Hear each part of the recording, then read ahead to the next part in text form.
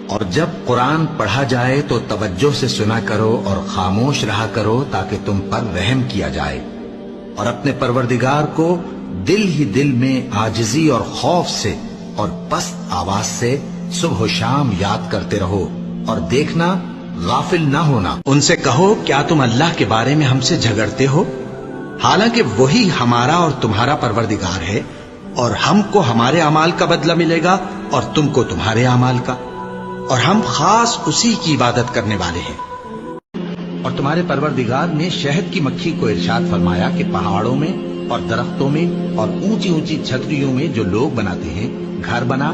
پھر ہر قسم کے میوے کھا اور اپنے پروردگار کے صاف رستوں پر چلی جا۔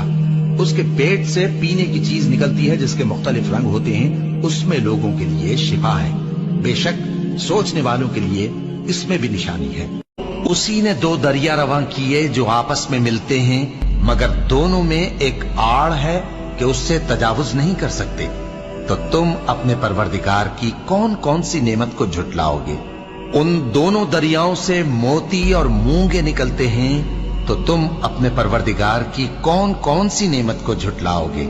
اور جہاز بھی اسی کے ہیں جو سمندر میں پہاڑوں کی طرح اونچے کھڑے ہوتے ہیں، تو تم اپنے پروردگار کی کون کون سی نعمت کو جھٹلاؤ گے؟ جو مخلوق زمین پر ہے سب کو فنا ہونا ہے، اور تمہارے پروردگار ہی کی ذات جو صاحب جلال و کرم ہے باقی رہے گی، تو تم اپنے پروردگار کی کون کون سی نعمت کو جھٹلاؤ گے؟ مومنو،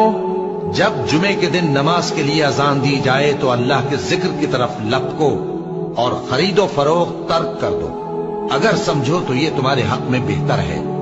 پھر جب نماز ہو چکے تو زمین میں پھیل جاؤ اور اللہ کا فضل تلاش کرو، اور اللہ کو بہت بہت یاد کرتے رہو تاکہ کامیاب ہو۔ اور جب انہوں نے پرندوں کا جائزہ لیا تو کہنے لگے، کیا سبب ہے مجھے ہدہد نظر نہیں آتا؟ کیا کہیں غائب ہو گیا ہے؟ میں اسے سخت سزا دوں گا یا ذبح کر ڈالوں گا، یا میرے سامنے اپنی بے قصوری کی واضح دلیل پیش کرے۔ ابھی تھوڑی ہی دیر ہوئی تھی کہ ہدہد آ موجود ہوا